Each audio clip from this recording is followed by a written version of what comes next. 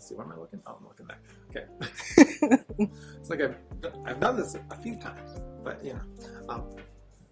Hello and welcome. My name is Mark Tyoxin, and this is the Atlanta Food Makers Podcast. With me today is Deanna King and Eric Thompson of Eat Unrestricted. Thanks for hanging out with me today. It's a pleasure. Yeah, it's fun. Awesome. Tell me about Eat Unrestricted. It's a vegan... Yes, so we produce allergen-friendly cheese dip that's vegan, soy-free, naturally gluten-free, that is, dairy-free, of course, and absolutely delicious. So we wanted to make the dinner table more inclusive, but not only just the dinner table, but all tables. We wanted people to not only change the way they eat, but how they think about food. And we're doing that with our first product for our line, which is the Better Cheddar. It comes in 4 flavors, original, chipotle, garlic, and spicy. And yeah, we're so excited to have it in the market and for people to try our stuff. So, it's an amazing vegan cheese that melts very nicely. Yeah, it melts really good. Like one of the measurements of any type of cheese, right? And yes. Also different uses. Even different cheeses melt different ways. Yes. You're not going to use them all different ways, but yours melts very nicely. Mm-hmm. How did you come about to actually producing this? Being like, I'm going to make this a thing. Yeah. So it goes all the way back to a personal story. I have a family history of cancer. My father passed away in 2017. Actually, it's 2017. He was diagnosed with colon cancer in 2016. He passed away, and it really made me become more serious about my eating habits. It was one of the big contributions, we believe, to what led him down the path of having stage 4 colon cancer. Right. And knowing that I have a history of that on both sides, as well as knowing that I have a dairy allergy, I wanted to start exploring more of the vegan diet.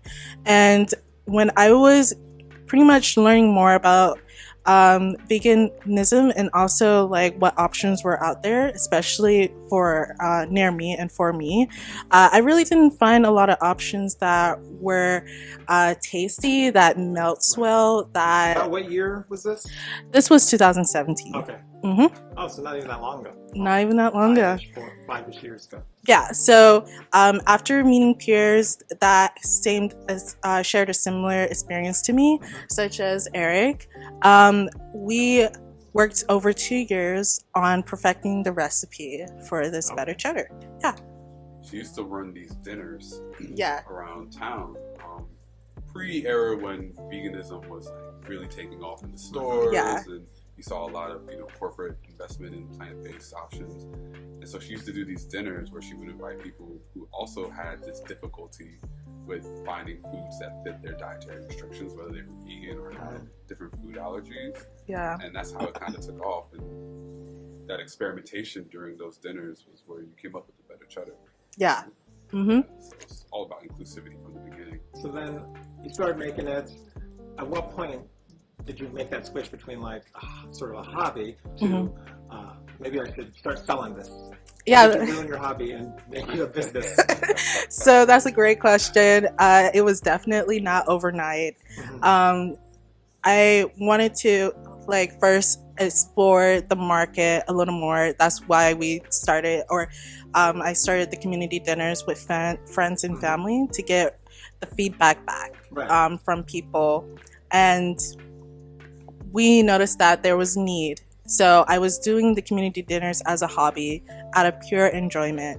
The pandemic hit, so I couldn't do that anymore, but people kept coming back to me saying that they really loved what I was cooking for them that suited their needs, and it was especially the sauce for them that they really loved and would like to see in the market. After that, I really started getting serious about trying to make this product available to not only my friends and family, but everybody else. You were in college at that time?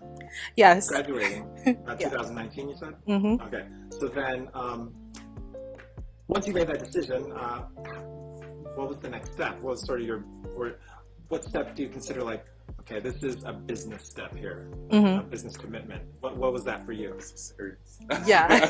I mean, Yeah. you know, No, that's a there's great different question. levels of commitment to it. And like, okay, Yeah. and part of it really is just how much money am I putting to this? Yeah. You know, it's like if I'm going to spend the money on containers Mm-hmm. or whatever, Mhm. yeah, I don't want to end up with like 200 bottles just sitting there, you know. So it's like, okay, Yeah. at least for these 200 bottles, I'm committed to doing this. So, Yeah. So it's funny because before I even got the supplies, I was talking to someone that I thought would eventually be an angel investor for this idea. And they were pretty much trying to walk me through the steps of like, okay, how can you make sure that this is a product needed, right?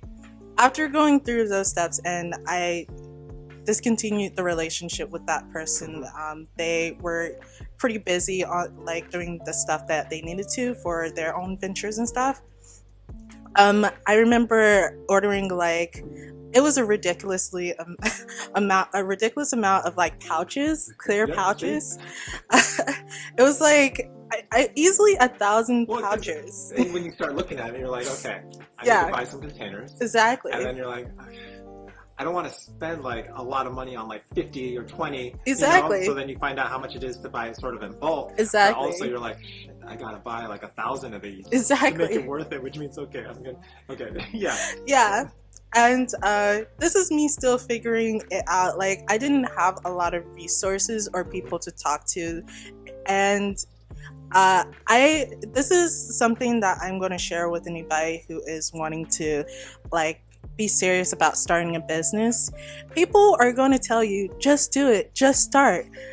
No, have a plan first. Like start on the plan. They're partially right, but they need to add to that. Right. Yeah, just do it. Just start a plan. Like, and Start a plan. Yeah, start a plan, because it's really crucial that you do, because you'll end up wasting so much money, so much That's time. usually that's where a lot of time I start. Yeah. I just start spending money. Yeah, exactly.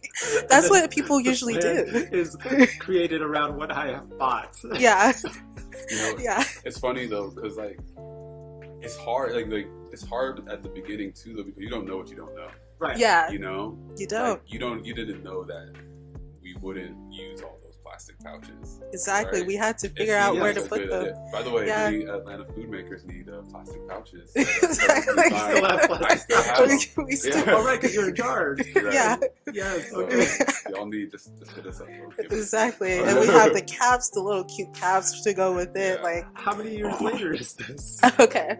So I got the pouches back in 2020. Okay. That's when I was really like focused on trying to make it a business. Mhm. During that time, I didn't have a plan, and I was just improvising. So I would like go to farmers market, or there was another event that was considered a pop-up for vendors, which was the Atlanta Food Truck Park. Yeah. On Howell Mill. Yeah. They're no longer there, but that was a place people would go to like try to sell products and stuff.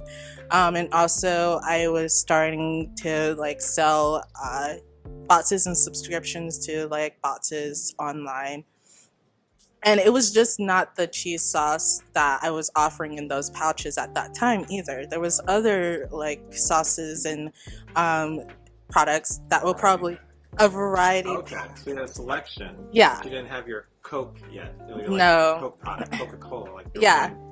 And that's another thing I think is an important tip. So I don't know if you've like ever looked into the masterclass, like you know, the masterclass is like there you have Sarah Blakely, they have Chef Gordon, and I looked at the masterclass for Sarah Blakely. Yeah, I saw that. Yeah. I watched that one. Yes. Yeah, so and I recommend this to anybody like who have the access and resource to get that masterclass and just to look at that one, because she talks about how with her Spanx, like the beginning with Spanx products, she focused on one product first and made that the hero product and built off of that, right? And I think that's really important too if you're starting out. Don't have like 10 different products that you're trying to start selling, and especially if they all are made with 10 different like ingredients. I have 3.5, 4 flavors. I said 4 because one of them's seasonal. But even going from 2 flavors to 3 flavors to 4 flavors, it's the amount of effort is exponential. Exactly. It's not just like double, or it's like it's more than that. So having you're already a step ahead. So not starting at 10. We had to learn that. Yeah, we had to learn that. Yeah, that's another thing too. Like when I started, and all of us, unless you're strangely in some sort of like entrepreneur community of food, there's no one else. It's just you.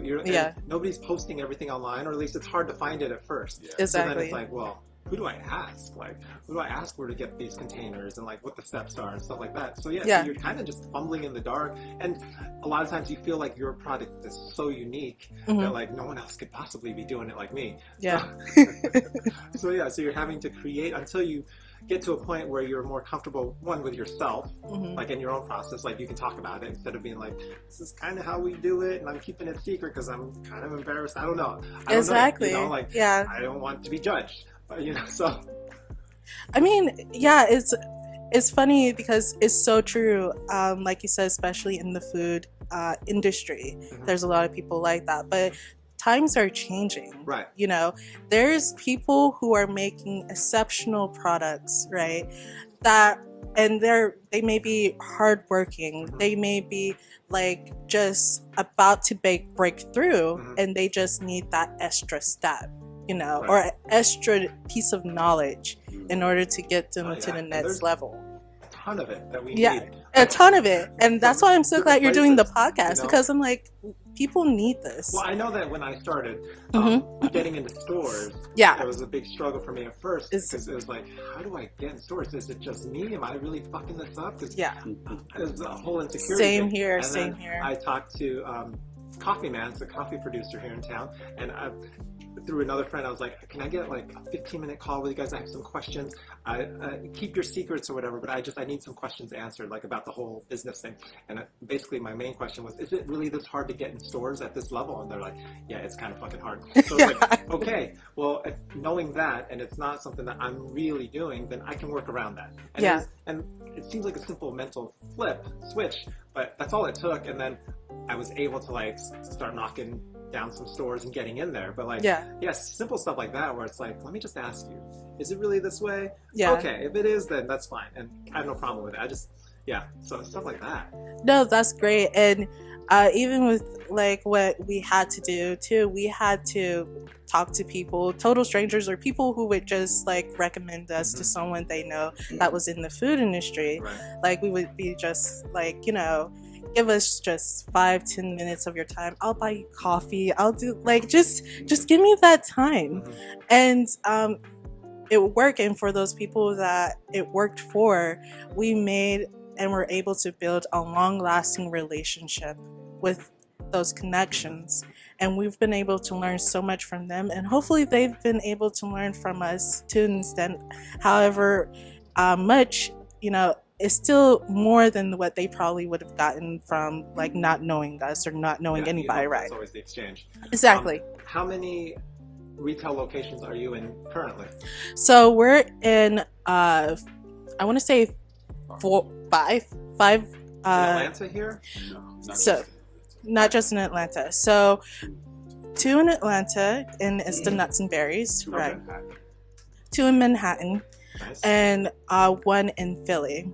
And the reason that we did that, this is going to be kind of our little secret, or really not, but we wanted, because we're shipping nationwide, we wanted people to be able to, like, if they just wanted to buy one or to sample our product, they can go to a store near them, especially those cities that are really like into, veganism or whatever, like, or want to be more allergen friendly. We wanted them to be able to sample our products near them, and then if they want to buy more online, they would know where to find us. So you live here in Atlanta.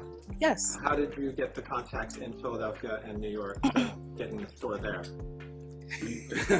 My philosophy is that, if I'm traveling somewhere, Exactly. I might as well turn it into Right. a little networking trip, opportunity. yeah.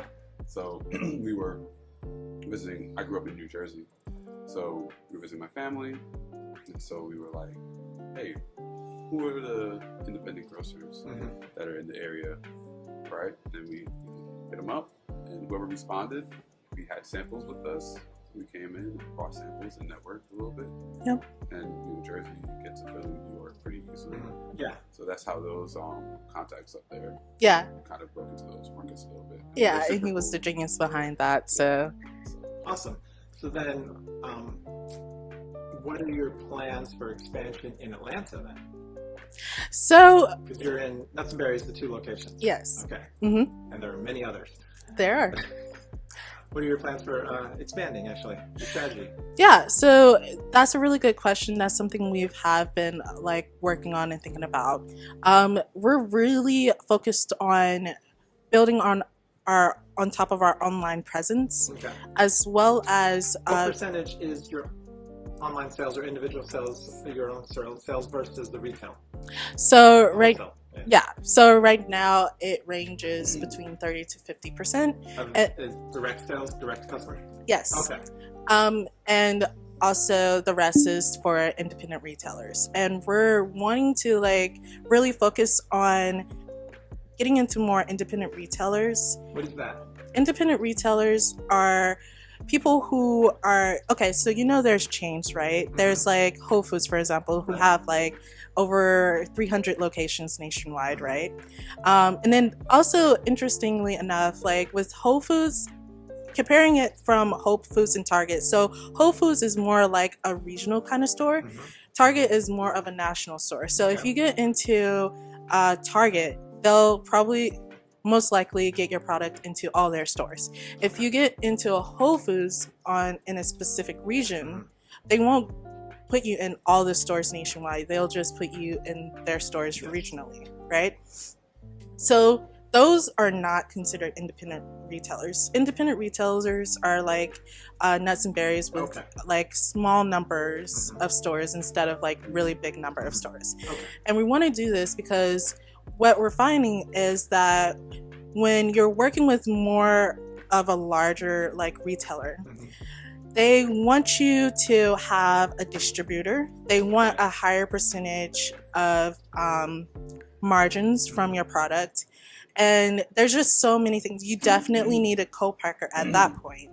And they want a percentage too, right? Yeah. And if the numbers are not the numbers that they're used to making for other products with the co-packer, they'll charge you more per unit. And it can be more than your per unit when you're doing it yourself. That was definitely a learning thing at the beginning. Because which part? Looking for the co-packer or I was working with the idea of the big grocer. So was that right? When you different from me? I had that in the back of my head, that is kind of way down the line, mostly because of what it takes, and I don't even know what it takes, but I know it's a lot, right? As far as deliveries, and I probably have to deliver at least a pallet of stuff, and that's a lot, right? So for me, it was okay, well, there's a lot to maximize here, but in your guys' head, at first, you're what's it take to get into Whole Foods, and you're investigating that sort of right away. Right. Yeah. That was definitely I think that's a big. If you're in the food industry, that's a dream, right? Yeah. Get on Whole Foods shelves, right? Get on Target shelves, right? Right off the bat. And I remember we were setting some pretty ambitious goals. It was me. She was and I was Whole Foods. I admit it. 3 months. I had the goals. Yeah. I was but we had heard from some mentors that we had talked to, just that level of scaling very quickly can actually put an end to your business. Exactly. Really get something to ground. Especially even if they do buy it. So have you heard of chargebacks and stuff that have those type of terms when you're getting into stores? A little bit, but no. So when you get into stores, and let's say your product is staying on a store for a very long time, and it reaches the point of expiration, right? what usually happens with those big retailers, on top of like trying to make sure that you get into the stores, you fulfill their orders and stuff, you can have something such as chargebacks happen, which means that you have to pay for those products that don't sell. Right? And considering that our like shelf life right now is not like 12 months. What is it? It's 3 months. Okay. Right now, and we're doing more like studies and like tests and stuff to like extend it, but because our product is clean label, we don't use any artificial preservatives or flavoring, we probably will have to take a different like path as far as extending our shelf life compared to other people. So like there was a lot of things because we were trying to make sure we really worked on the plan. I learned from the first time. I learned from the beginning. Yeah, I have a plan. Exactly. Because you know, like during that time, if like Whole Foods was really like liking our product, and we've been told by a lot of people that this is the type of product that they want to see in Whole Foods and in these specialty stores. Right. And we agree with them. But when like looking at exactly what potentially we could face with our product, we were like, okay, we can't just, even if they do what could go wrong, we were like, and okay, not capitalized. Capitalize. Yeah, and you know, it takes a lot of capital just to start a food business, especially to get it into stores. But because the world is changing and now you can start an online store, right? And you can not only just focus on getting into big retailers, you can also get into like independent retailers that people don't really like focus so much on getting into. You can pretty much work your way up to that point, and then when the time comes when they're knocking on your door asking for your product to be on their shelf, it's not a moment where you're like, okay, we have to do this because this will help our brand. You'll feel more confident. You'll be like, okay, we really don't need you, but because and you can also negotiate. So if they want to ask you for a ridiculous amount of the cut from your margins, you're at least in a better position. You're in a better position. And you know your business better. And you know your business better. You know your supply chain, your production. Yeah. So if they want to add... make or break that you're in. Exactly. Yeah. And then also it can add to, like, I feel like not enough people talk about a marketing strategy when you get into these stores. We really wanted to also have that solid. We wanted to, like, because when you get into the store, you can't be everywhere at once. Like, you can have the best product. When someone tastes your product for the first time, they're like, oh, I want to buy it. But you can't always be at the store sampling to them. Like, so we wanted to make sure we had that in order to. A side note or a side thought, really, where in the store is yours placed? Is it's on the shelf with what? Yeah, so ours is placed usually in the refrigerated section. Okay, so in the refrigerated section. Okay, with the other cheeses. Yes. Excellent. So it's 3 months even in the refrigerated section. Okay. And if you freeze it, it can last up to 12 months. So we also like try to let people know about that, because when they like buy a lot online, we want them to know, hey, if you need to freeze it, like, we know that 3 months might be short for some people, especially if they buy 4 jars, but it can... What size are the containers? So the containers are 9 ounces and 12 ounces.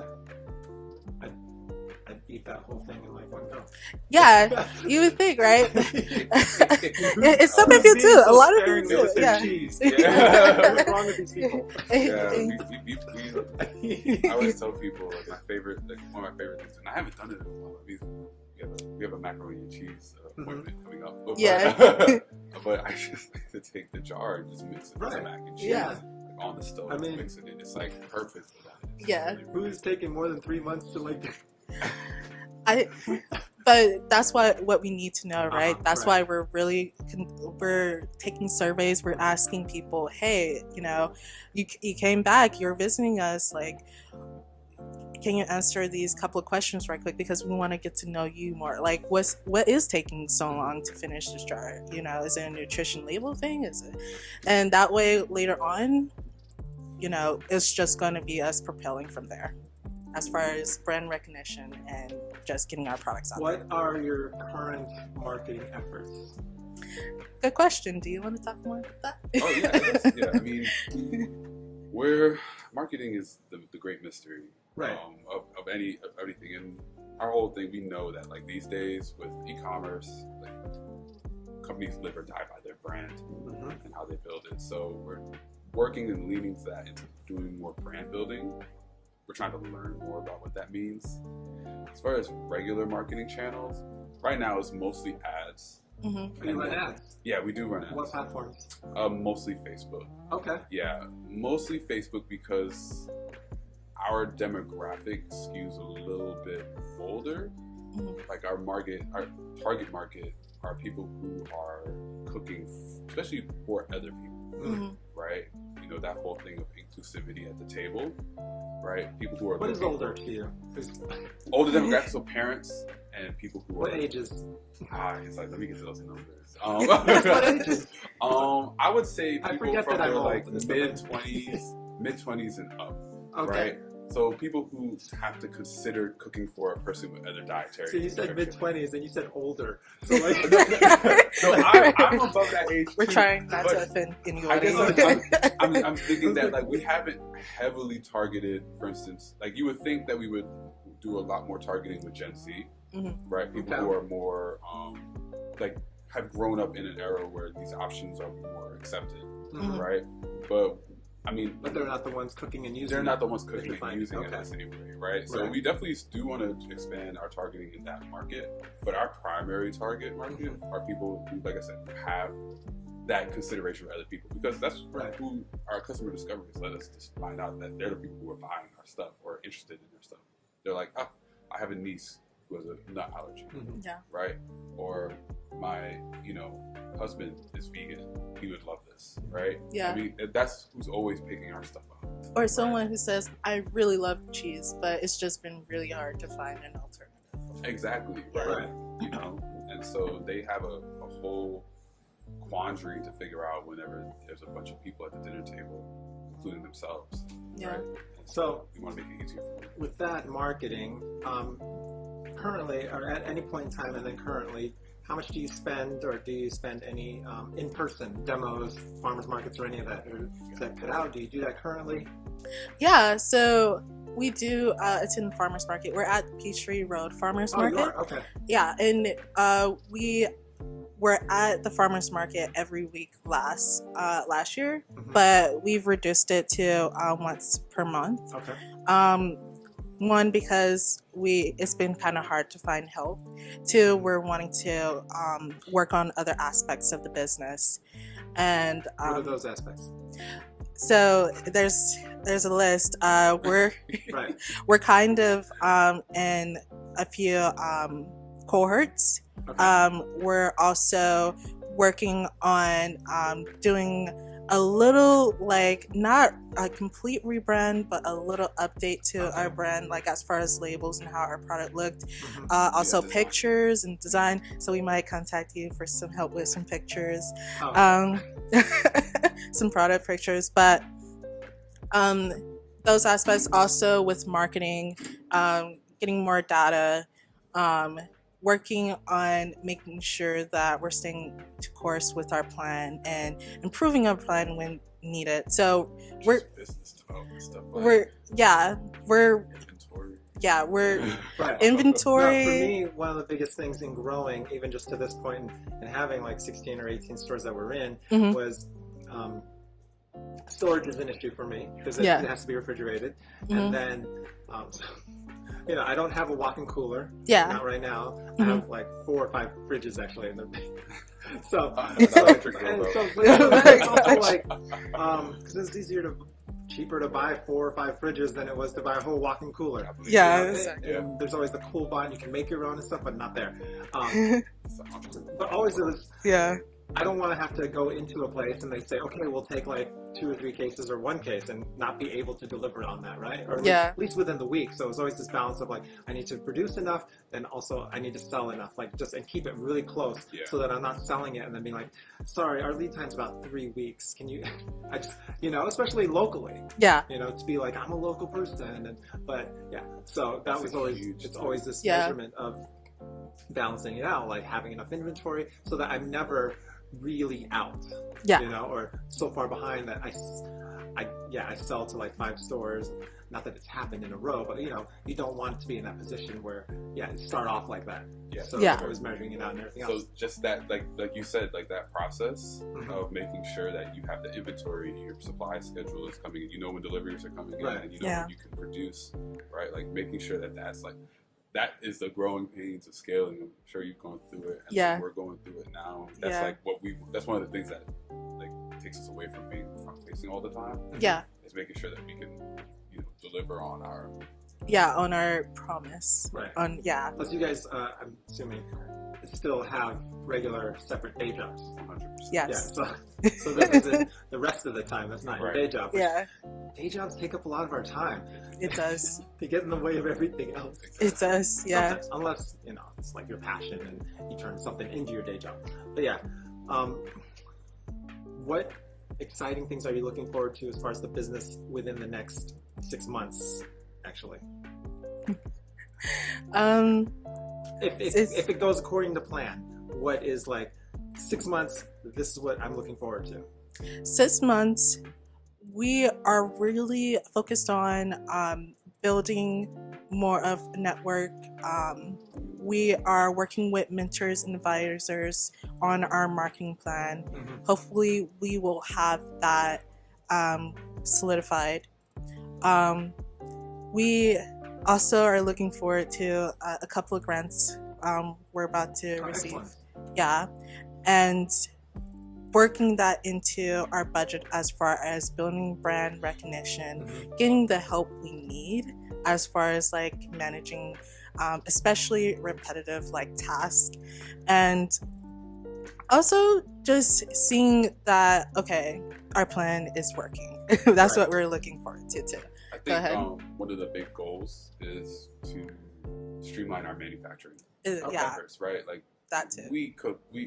Right. We're going to cook today. We cook by hand. We're going to cook today. Like many of us, you're in a shared kitchen with so you have a set number of hours per week. So then you have to haul everything there, do it, and then take it all out.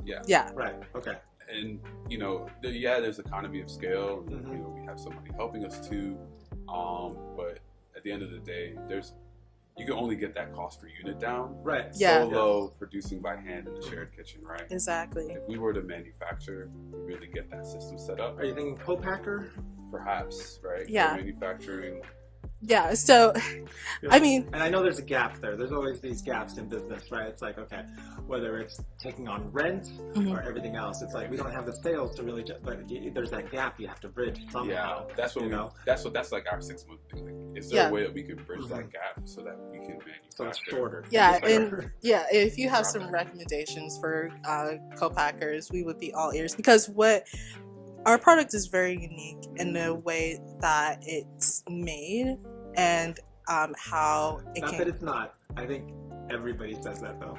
Is that the terminology? I think that's ask anybody who is so, and food is so personal, right? Yeah. So like we all think that that it is very unique in how it's made. Yeah. But if anything, the part that we can at some point hand off is that making of it, you know? Yeah. And I agree, it is unique, and yes, absolutely, but that is also the thing that stops us a lot. Right? Yeah. Is that like, only I could do this task. Yeah. So we've actually tried to like reach out to co-packers and stuff and work with them. Like we've tried, you know, I want to say over 40 like co-packers we reached out to trying to agree on that point as well. So in line with what I just said, as far as us thinking we're special snowflakes and all that, there are many bad co-packers that do not align with what we want. That's what we and that is across the board. I've heard. So a lot of co-packers want us to change or sacrifice our mission values. in order to make the manufacturing process more feasible for them. Right, because well, it is an industrial sort of manufacturing process to them, right? So that's what they want to move it into. Yeah. So. Yeah, so we're hoping to like figure that out and find a co-packer. Yeah, that would allow us to have a lot more flexibility. It would free us up on the production side. It would allow for our cost per unit to like sink tremendously, to help our margins and prep us for expanding into more stores.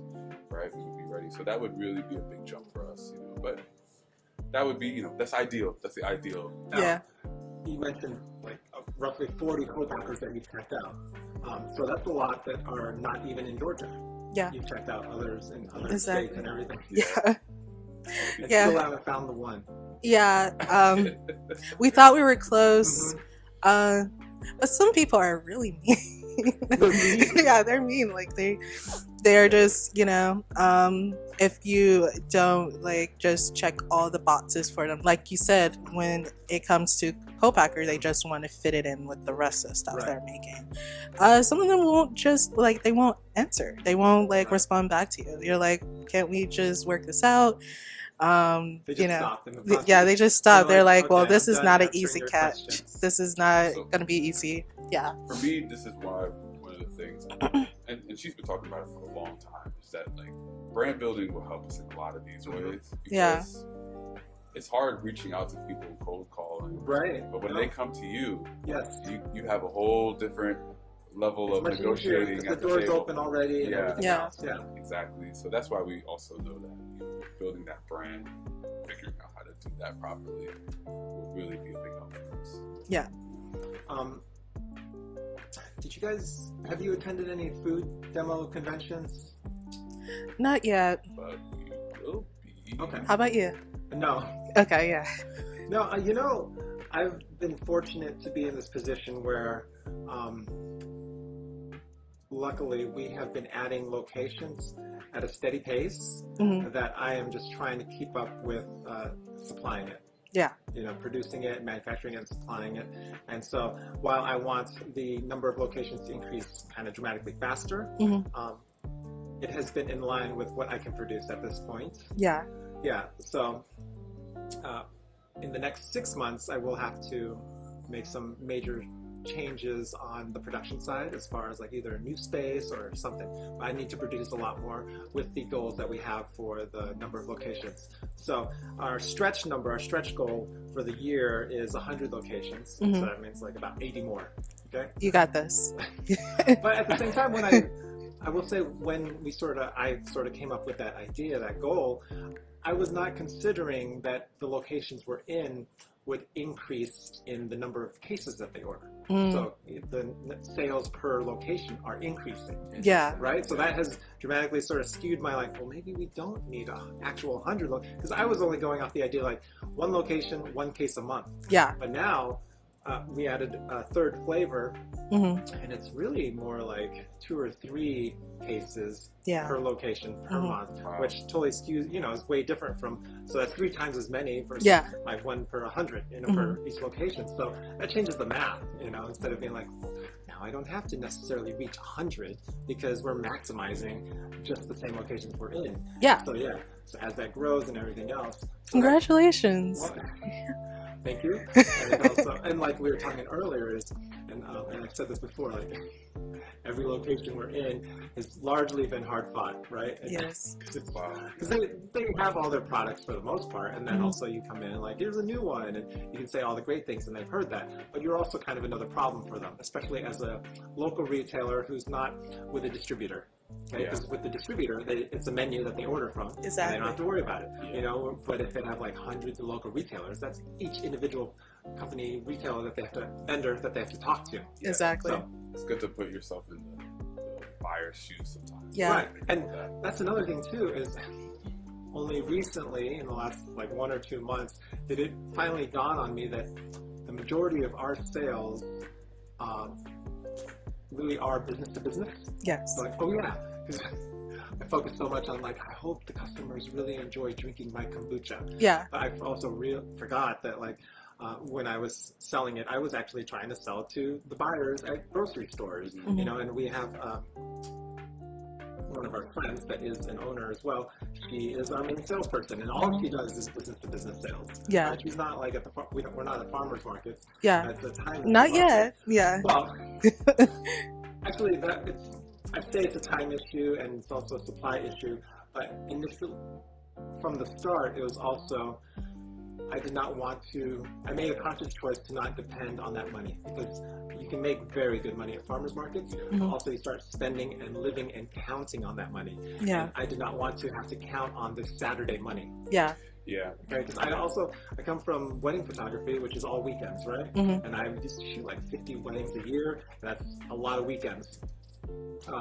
And I stopped because I got sick, and that's how I sort of, my overall story over into kombucha. Yeah. And I was like, I don't want to give up my Saturdays like that anymore, because, and then you start depending on that money. So then if you aren't there, you don't make money. Right. Exactly.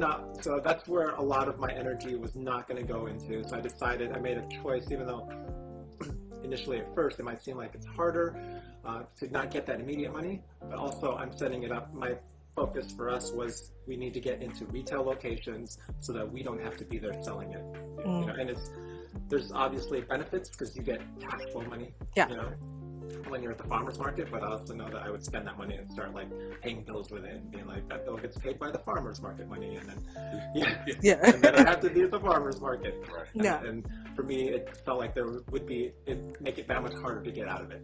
Yeah. So that's interesting. So that we have been in the farmer's market past year, and it's been very good for us. Right. And the people are great. Yeah. So I think you made basically a similar conscious decision. We were going there every weekend last year, and now we were like, we can't do that because we have too much other stuff that we need to do. Yeah. Right, as far as growing the business, right, in the channels that we really want to focus on. And like at the end of the day, like you can only scale so much out of a farmer's market anyway. Yeah. Right. And so basically, you made a decision to reduce the amount of times that we will be going. Well, and it's different when you have other people working your booth at the farmer's market. Yeah, someone to help. It still has to be you. Exactly. That's a big difference, And I get that. If you can find the expense, and that was going to be my plan. Actually, this year was like, okay, I'm going to do a couple, see if it is actually really profitable for us to then have somebody, if I can find a good person, because employees are always challenging, to man it themselves. That's not me, right? But then we kept adding stores, and I was like, well, I don't even have supply for the farmer's market, so let's not get into that right now. I mean, and it is a problem, but it's also partly like just because my capacity is like there, so it's like just keeping up, and also like we were talking earlier, and we had all this conversation before, and I was like, we have to stop talking for the podcast because we need this for the podcast. I would rather be sort of 6 months late on expanding and buying it, like, any of the expansion things, than be way too early and have empty space sitting there that I paid money on. You know, like, so if I was to move into a bigger space, I'm okay with being like, I should have moved into this space 6 months ago, instead of being like, I'm 6 months early, and I'm paying for all this air conditioning and heating and stuff, and just empty floor space. Capacity first. Right. Yeah. So, because it's easier, because when you really need to expand, it's kind of easy to expand, when you're past when you should have. Yeah. Right? So, otherwise, you're just spending money. Right? Exactly. It's an easy thing for us to do, and we have to watch that as well. Exactly. Yeah. So, most definitely. What has been one of the largest, I don't know, 2 challenges? Were there any moments where you're like, actually, more specifically, so far in the last 2 years that you've been doing this, really, were there any moments where kind of like, should I turn this off? Yes. Or more was frequent. Was it an event, or was it just looking ahead and being in this like, I don't know if it's going to change or if it's too hard? I mean, so I know personally I have, like we talked about reaching out to co-packers, right? At first we were not even considering like making it ourselves. We were reaching out to co-packers. There was a few that fell through. Like they would say, hey, you are not going to make it in this industry. They were telling you. Is that? No, they were saying you would fail. He remembers, he was like, he had to like talk to this person and be like, listen, you need to stop. And like, he had to pretty much handle that conversation. But yeah, there's been moments where it's been like, you know, maybe this person is right, and like you think people are like that come to help you will like stay there, but sometimes, you know, like people that help, they stop supporting you, and you feel like it's because they don't believe you anymore, and you think that you did something wrong, you're not growing fast enough and stuff like that. And then there's some moments like you're like, I don't know how these bills are gonna get paid on time. So like those times have come and go, but each and every time what really helps is like, for one, having my co-founder Eric always be there to like be a support. And I think that's something that a lot of founders need. They need like support, because this industry is really hard, especially if you're trying to like break into a market that hasn't had a product like yours before. It can be pretty hard and in a way pretty ruthless. Right. And then on top of that, this is one of the reasons why we really like the farmers market, is because you get to have those interactions with customers. There's customers that come to our booth and say that we've changed their life, that we've made a difference for them. And sometimes hearing that is enough for us to push through some difficult times. Yeah. I was gonna say, you know, like I have some previous entrepreneurial experience, and some of the things, and I work with entrepreneurs for work and so on. And one of the things I always learned was that it's a marathon, not a race, right? And I think that's like, especially when people first get into it, like they're first like, I'm gonna start this business, and they see the headlines, you know, all the people, oh, they've raised this and they've raised this amount of money. You're like, this could be us. And so people come in with that mindset, right? The overnight success. It's just so big in our culture. But I think once you're a little bit seasoned, even just a little bit seasoned, like a year, just a little bit, then you let that realization come in that like, you know, I've seen a lot of people come and go already. Yeah, right? exactly. Right. So this is really just about like who can stay in it the longest, because the opportunities will come if you're consistent. Yeah. You work hard. Yeah, if you can survive. Yeah. Yeah, exactly. If you can just survive, your chances increase dramatically. Exactly. Yeah, you know? exactly. Yeah. But it'd be the toughest part, though. I'll tell you that. Because it is easy to quit. Yeah. You know, because you build up everything. You're like, holy cow, I have this whole like machine. You know, even if it's small, it's still a big machine, because there's a small machine or a large machine, you still have the same parts, right? So you're like, I could quit. I could do something easier. And then you figure out like, but do I want to do that? You know? Like, do I really, or am I just like in the moment giving up? Yeah. You know. I think also it's the ebb and flow too, right? Because I remember my first mentors told me that like it'll be like you'll go like 7 days, 8 days without a win. Yeah. Right. Well, yeah. Oops, sorry. It's okay. I will say that when I was, so I did photography as full-time. I was a full-time wedding photographer in general for like a decade before this, and that was definitely like not food, but entrepreneurship. The whole like the up and down and everything else, and not necessarily knowing where your income's going to be in the next few months. Yeah. When you're like 100% dependent on your business, like it's total. Just mind fuck, and you have to do all the Jedi mind tricks to like manage everything. Yeah. You know? Department. Right, and many people that have only ever had sort of regular jobs go into this, and they have no idea how to handle that. Yeah. You know, like the uncertainty, and like, but then also not realizing when those sort of like winds come, and they come out of nowhere, and things can change very fast. But it takes all the effort in the in-between times. Exactly. Yes. You know, to make it so you don't quit, and you really just not only not quit, but you don't freeze up, and you keep working your process.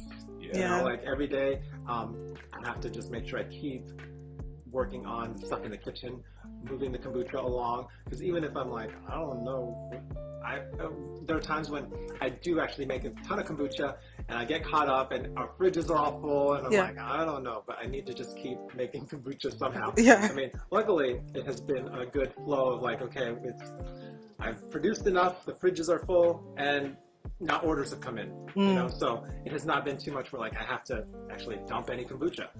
Or I guess maybe I should start drinking more myself since I still drink my product. So, or you know, different ways. Actually, I am in the fortunate position where even with a relatively short shelf life as yours, 3 months, we've never had a retailer ask us to buy it back. Exactly. It's always sold within a month. You know, so that's a nice position where it's like if I can get into the store, I'm largely confident that it's going to sell. Yeah. And also that's another thing I wanted to mention is like with the buybacks and everything, like, and that was a worry for me. It was okay, so I do all this effort to get in the store. Now I need to send people there to buy it. exactly. Right? Yeah. I don't want to like how do you do get it? kicked out of the store that I worked hard to get into. So different our online sort of branding strategy has changed, but it used to be like all of our efforts online was to send people to the stores. Yeah. You know, it was like, whatever, here's our social media post. By the way, here's our location. So like, and I need to get back into figuring out how to do this because right now I do a lot of reels, which doesn't do the overlapping. I guess it does actually, images. But I need to figure out how, because I used to post an image and then the second image was our location map where you could go find it. Yeah. Oh, yeah, you mean the carousel. Yeah. The carousel, okay, so gotcha. Like, there was always the initial like flashy image. Yeah. Usually our witchy model, and then second you swipe over, it was where you could pick up our bottle. Right. Like, Yeah. you know, every location. So because I was like, yes, great, that's nice that you order from us directly, but I want to get in more and more stores, so I need to send you guys to the stores. You know, so like Yeah. Plus, my stuff is heavy to ship. Yeah. So I basically make east of the Mississippi, I make like under $5. Like on any order. West of the Mississippi, I hope to like make any money. So, but for me, the ability to ship kombucha is kind of a game changer because many people can't. So I feel like I figured it out to do it safely and everything else. Yeah. But mostly once I get in the stores, it's like all my efforts online to send people to those stores because I want them to buy it, you know? Exactly. And keep me in the store and have the store be happy and all those things. Yeah. You know, because and the same thing with the distributor. It's like, sure you get on with them, but still, most of your marketing efforts is on you. You still have to get it exactly sold, right? So, I was about to ask. So, with that in mind, because we not only like go to the farmers market just because of the money, but also because the people in that location usually shop at those stores. Right. So does that mean that you're going to also see if maybe like farmers market is going to be like something you want to do, or are you going to compare it with like running ads or posting more frequently on your social media to see like where you want? As far as the marketing? Yeah, strategy? marketing. For me right now, because the sort of infrastructure around a farmer's market is more than I can handle as far as producing. As long as I can continue to get in more and more retail locations, I will go with that strategy, and then I don't have to deal with the farmer's market. Feel you. Okay, got you. That's not to say if I'm ever like, oh man, I need some cash. Yeah. I guess I'm spending my Saturdays at a farmer's market. Or you're just if there's some help that come up, is drying up, and I'm for some reason not getting any more of that work. It's like, well, I either spend my Saturdays doing photography or farmer's market. I'm done. So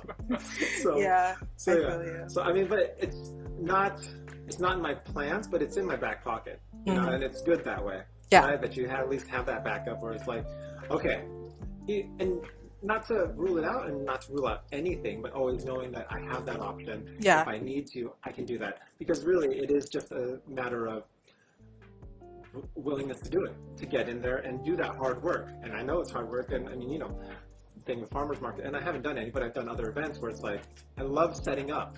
I do not like breaking down and like getting out there because I'm exhausted. And I even love the talking to people part. That's so energizing. And then you're like, after. It's a lot. I mean, it's like you said, it's great talking to customers. It's actually really good for customer research, right? Like you get to go face to face. People tell you like what they like, what they didn't like. You see your regulars, so that's great. It's just like that 6:15 start on a Saturday. Yeah. And if it has to be you every time. Yeah. You know? Yeah. Yeah. So, It's but I also know a couple retailers that they do great at farmers market. They'll pay all their kitchen rent and everything from like 1 or 2 weekends, and so. Yeah. But at the same time, I don't want to depend on that money. Feel you. So 100% understand. And I also just enjoy my weekends now. So I feel you. Yeah, it's nice. No. yeah, and not to say that there hasn't been weekends or a Saturday afternoon where I'm like, I need to go make kombucha. That's what I was gonna say. Yeah. We're literally You know? Yeah. going to make Right, no, because well, for me, because it's always a timing thing. Like, even if I Mhm. make it, I have to make it knowing that, like, it's only going to sit there for a week. So, like, if I'm off by a few days, that pushes it, a week and a half out. So, like, my timing also has to be right. Right. So yeah, it's a whole consideration to be like, okay, I could either go in Saturday, but then that pushes, and that's good timing, or I might not, if I don't go in Saturday, I won't be back until like Tuesday. So that like pushes it way up. It's all those considerations, right? Yeah, the So- woes of selling a physical product. Right. Yeah. So, awesome. I think that is many things. We could go on forever. It's like, nerds talking about their nerd thing. Yeah. So, thank you so much for hanging out with me. Thank you so much for inviting And us. I will probably have you guys back in a year or two. Oh, once yeah. you get into more stores, because I have so Yeah. many more questions. Because, while we're on the same track of things, there's always like different divergence and everything. Yeah. As far as getting into stores, and then also your co-packer journey. And actually, everybody I've talked to, the couple of people that I've talked to that have considered it, have run into that struggle, like finding the right co-packer that will do it the way they can, Yeah. and never mind the other cost considerations. Mhm. So, but if you guys get into a big store, I would be like, how did you get in there? So, and actually, how has it been? I mean, not cutting this off yet, but how has it been? Have you tried to get into any other local neighborhood markets? Yes, we have. So when we were doing the farmers market last year, Nuts and Berries reached out to us. Like before then, we were trying to like reach out to other local market independent retailers. Like small chains that are Like local small to chains, Atlanta. yeah, like Savi's, for example, and other markets like that. And at that time, Too early. it seemed like it was too early, right? But Nuts and Berries, they reached out to us. They were like, "Oh, we would love to sample your products." It was like really easy to get in. So what, like Eric said before, is if they reach out to you, Right. it's like much better than absolutely. if you're like reaching out to them. But when it came to like other stores, like the ones that are in Manhattan and Philly, they were just so friendly and Yeah. like wanting to support. And that's what the skill of like being a people person come in. Right. Because if you're able to like pretty much have a really good conversation with the buyer and be able to like connect with them on a personal level, I feel like that also helps too. Like some of these people that we were talking to that it didn't work out, they just didn't want to have a conversation with us at Right. all. It seemed like they were just doing their job. Buyers and Yeah. people. Yeah, they were not. And it's funny because we're both engineers, right? Like we were thinking, oh, we would not be the people, Right. right? Like we I would. know what people that like are very uncomfortable talking to people are like. Yes, like it was not only that. I was like, oh, I thought like we would be the person like not being able to try to hold a Struggle with the conversation. connection. Yeah, the connection. But some people just really don't want to like do more than just like do what they're there to do. Right. Okay. What is your Yeah. Say you get a meeting. What is your meeting like? Do you do a tasting? What do you- Yes. So we are bringing them our wholesale terms, our wholesale line sheet, as well as samples. Okay. And we make sure like to schedule time with them, Mhm. and we make sure to get the person's name that we're Right. going to be meeting with.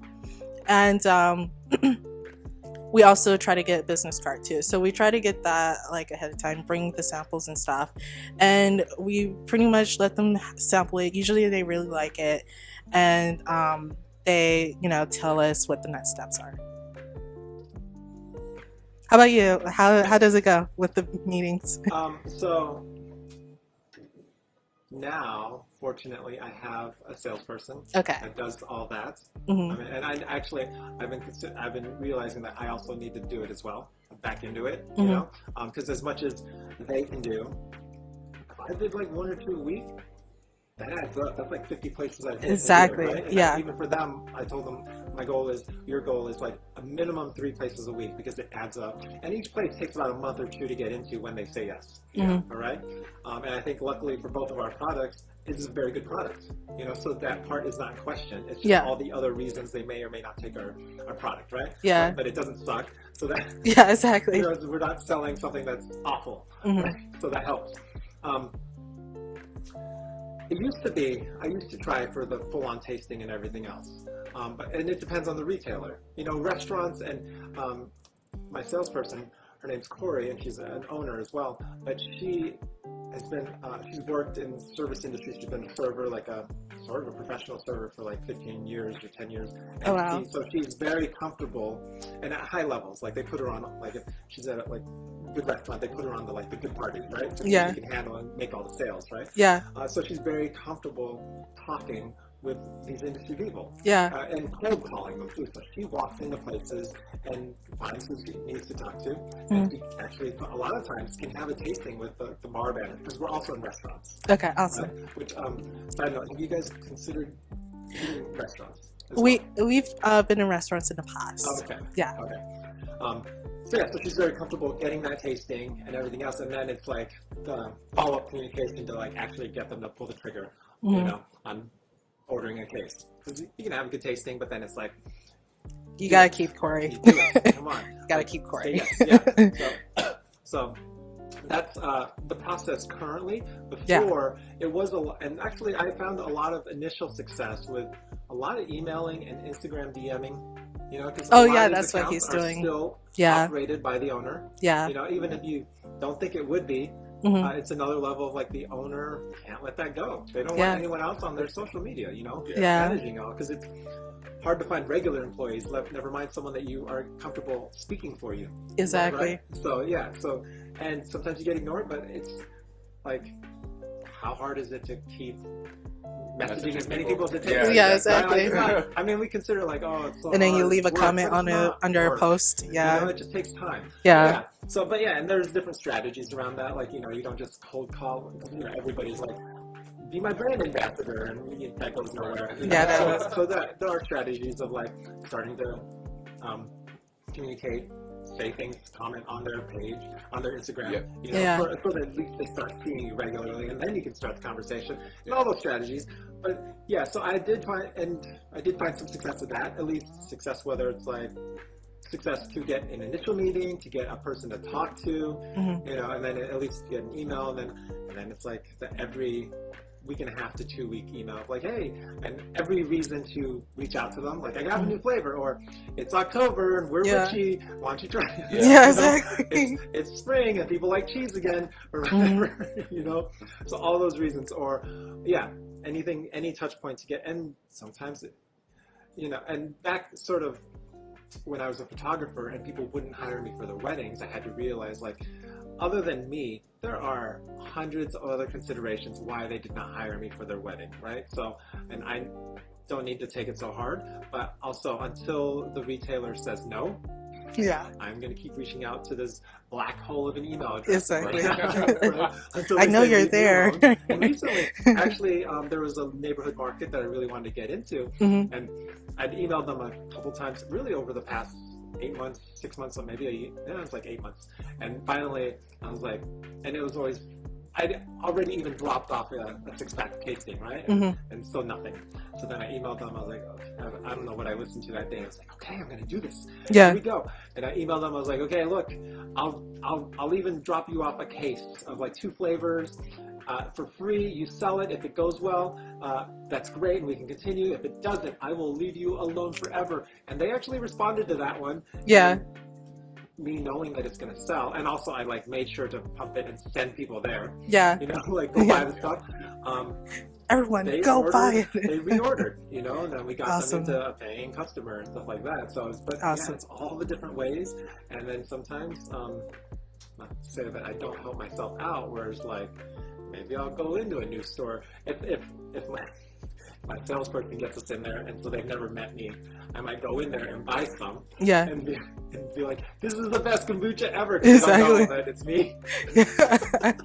No, you really gotta do that. No, you gotta be creative with it, right? Yeah. You know, I'm not buying like 6 or whatever, but I'll buy like 1 or 2. And I still drink my own stuff, so. But you know, we need to do that. Well, you can. I'm the one who. Right. Yeah. So it depends on who they know. Yeah. That's the They thing. know both of us. Yeah. You know, if they met you at the tasting, they're like, oh, you're back, and you're buying your stuff. Okay. Cool. But we have friends who do that for us. Anyway, right. So. Yeah. No, and that always helps too. You know. Yeah. But when your product doesn't suck and your friends are actually into it. You know, yeah. Well. Right. Yeah. Exactly. So. Yeah. I've also found that like when you mentioned DMing, there's definitely an advantage because they can see your page. Yeah. Right? Yeah. So like right off the bat, like instead of it being just an email, they can go and see, check they got a right following, right? They can see, they got engagement. There's loyal fans here. They can check you out before they hit that respond button, and it's like another validation for them. Yeah, right now, like social currency right now is really important for a lot of businesses. So even I think there's stores on TikTok now that people can try the DMing thing with.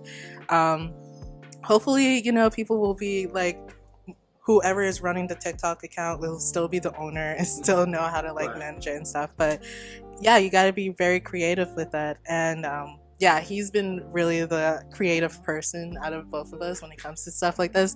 And the DMing does work. And I'm glad to hear like more people are doing it, like you're doing it, right? So when it works, you realize how little effort it actually is. Exactly. You know, there's a volume. It's like cold calling, but there is a volume to it. But when it works, you're like, okay, so I just sat there on my phone, which I'm on all the time. Exactly. I sent these messages out. So how hard is that as far as like, it's definitely less time consuming than what my salesperson does and goes to locations and tries to have a tasting, which is another, it's a strategy. So another strategy. I was originally very much like knock on doors, go out there, but it's hard. And it was very skeptical. Yeah, and it was a really great idea when you gave the free cases.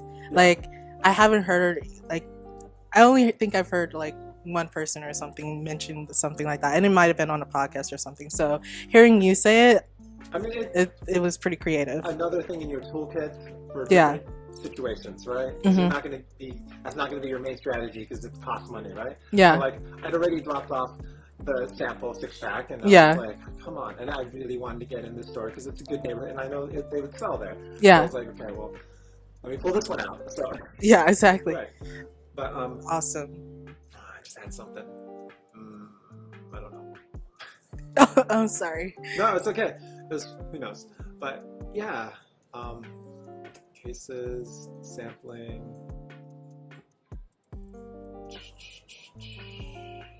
I don't know. Let's think.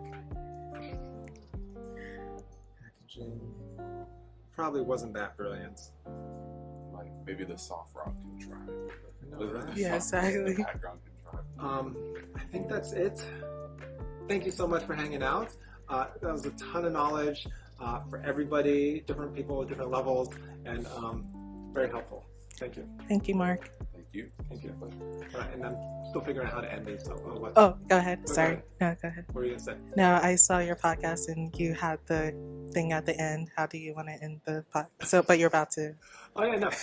I think my thing is to say I don't know how to end these. And then we just end.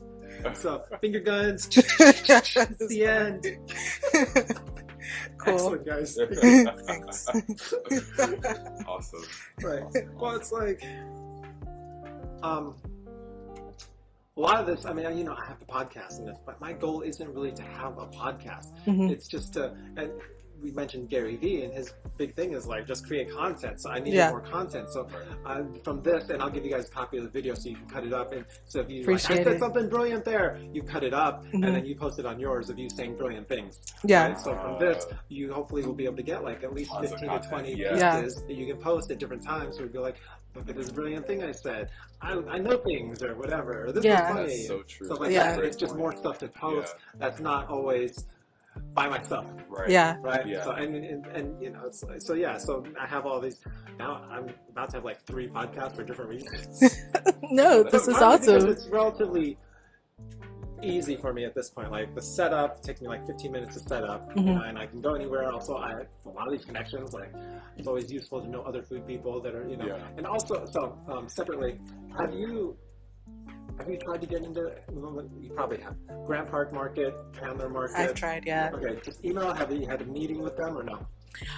So we filled out the application, and no, I didn't drop off. I dropped off samples. The Grand Park one. No, they really no. A Yeah. long time ago, but this is recent. This is when. Do they sell any other vegan cheese? Not that I know of. Okay. Yeah. Not like nothing like ours. Yeah. Yeah, not gonna lie. I feel like we've had an easier time in other cities than we have in Atlanta. Yeah. We definitely have. That might be just because of the food culture here. Like, how many people like us are here? Yeah. You know, there's a ton of vendors, upstarts, startup vendors of food. You know, because Prep. Yeah, you know, all these shared kitchens, like Prep has a ton in there. And then there's ghost kitchens and stuff now, cloud kitchens or whatever they're called. Yeah. So, I mean, off the hand, there's the Urban Street, there's Levin. Levin, down there in Avondale Estates, and then there's Prep. So that's just those three, a ton of like shared producers, you know. Exactly. So like, there's a lot of us here. Yeah. And so they're probably being hit up. I don't know about the other cities, but probably, you know. So that's probably a challenge. Yeah. Yeah, like I feel like Atlanta is still trying to grow with how many people are coming here and how much publicity is getting, right? So maybe it's a growing pain. But if you have a recommendation for Grand Park. Actually, when you go into places, this is a big mental change for us. We say, I own a kombucha company, I'd like to talk to your buyer. Even just coming from that I own a company is a whole different change, especially even for the front counter person, right? Yeah. They're like, oh, you own a company. You're not a salesperson. You own the company. So it's built in, and they treat you differently. Like so anytime you're introducing yourself, say you own the company. Okay. Don't like good pro tip. Don't be like middle about it. Don't be like, I kind of have this thing that I'm working on. Like, I own however you describe your company. Yeah. Okay. So like I own it. Okay? I'm an owner. Official. It's all titles and everything, and people still, because who owns a company? Most of the people that have jobs don't know the owner of companies. Right. Yeah. Right. True. Yeah. True. I don't know the owner of Chipotle. Right. Right. If Chipotle owner came in, I would be like, oh, okay. They own a company. I'm like, I kind of want to know more. Yeah, exactly. You know, like, okay, I don't know anything about your company. Tell me about your company. Right. Yeah. You know, like whatever scale it's at. If you're in business, that's a big deal, especially for people that aren't.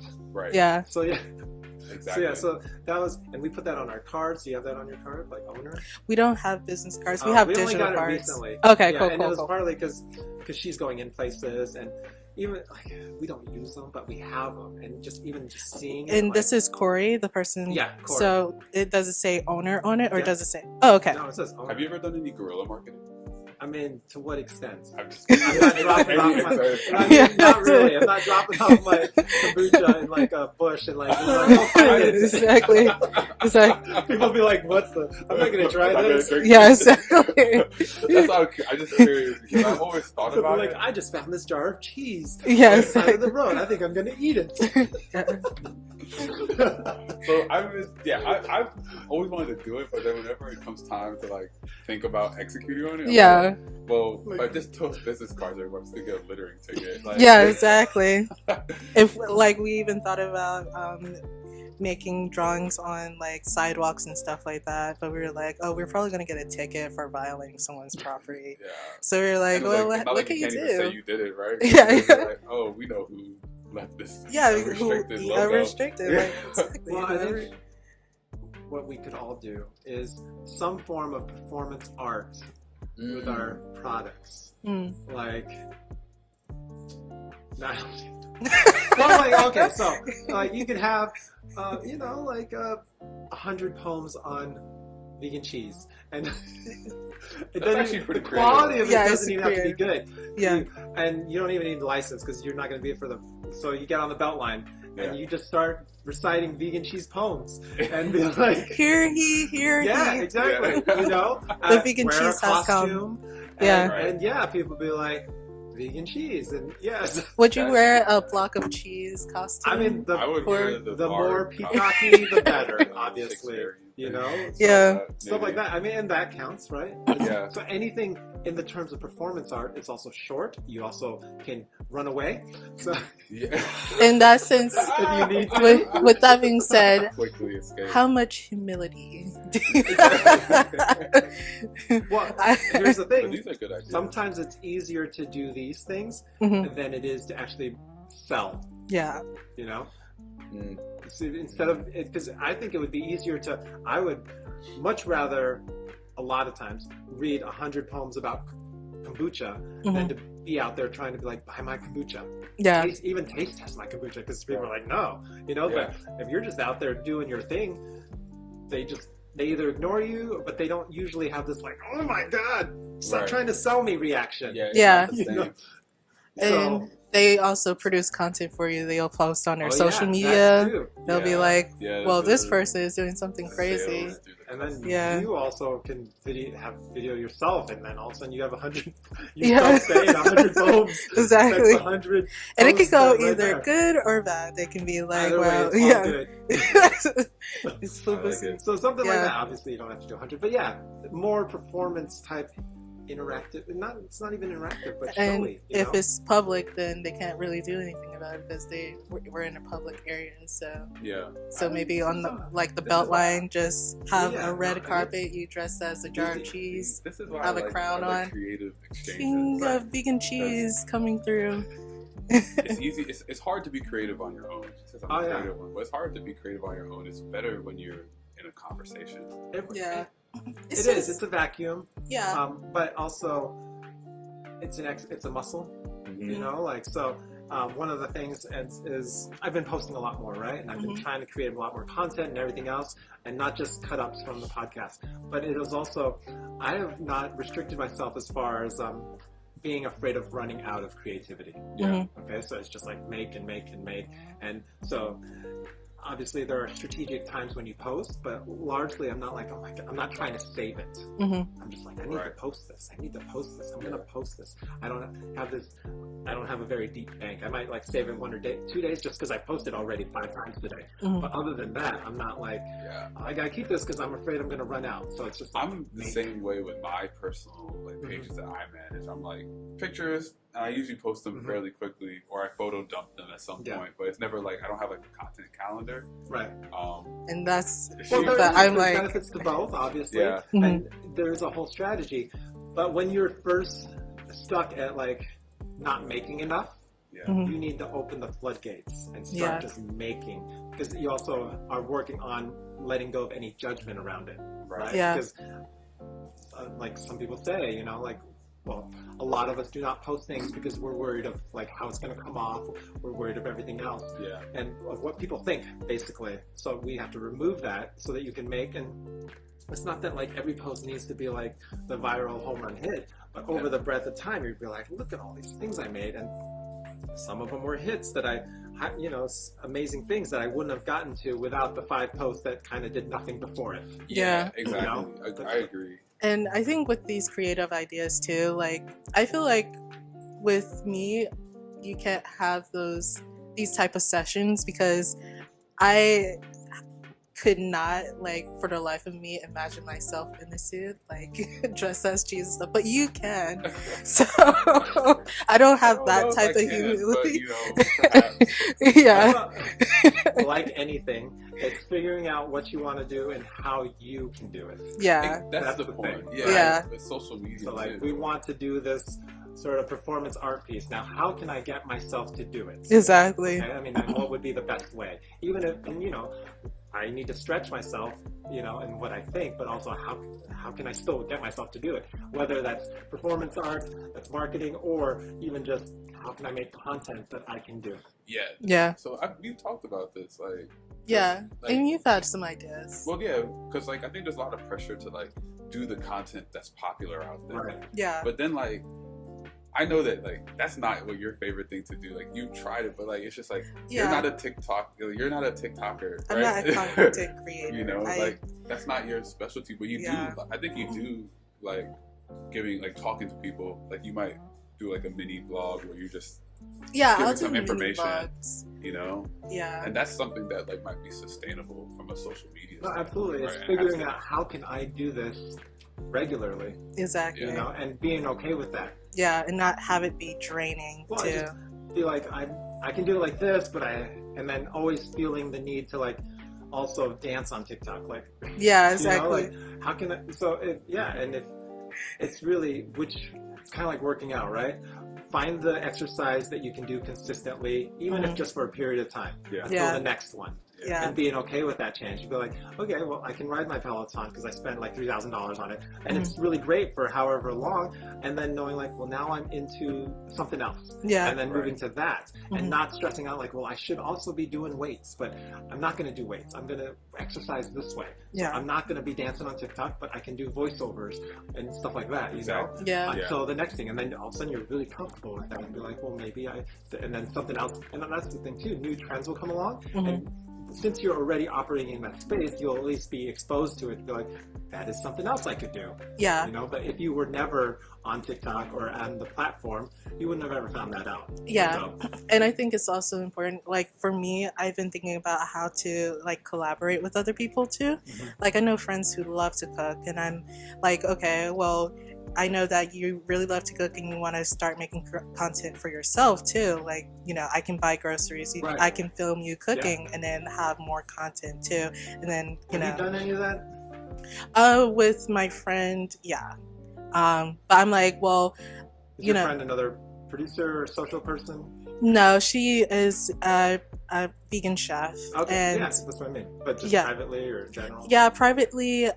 She's looking for more gigs and stuff like that. She's been trying to make some more content. She helped us out with cooking here and there.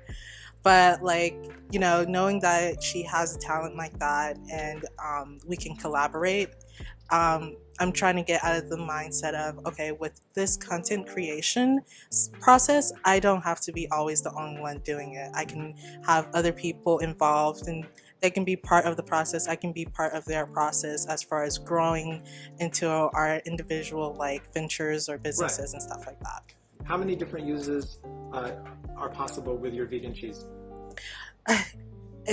I don't even have a number for it. It's limitless. Like you can make it into for real. You can make I like limitless. Yeah, limitless. So instead of reading poetry, you could just read that list. Yeah, exactly. It could be prose. Yeah, something. Yeah, no. I mean, if you I can record myself reading the list. 156 uses of eat unrestricted. Exactly. You know?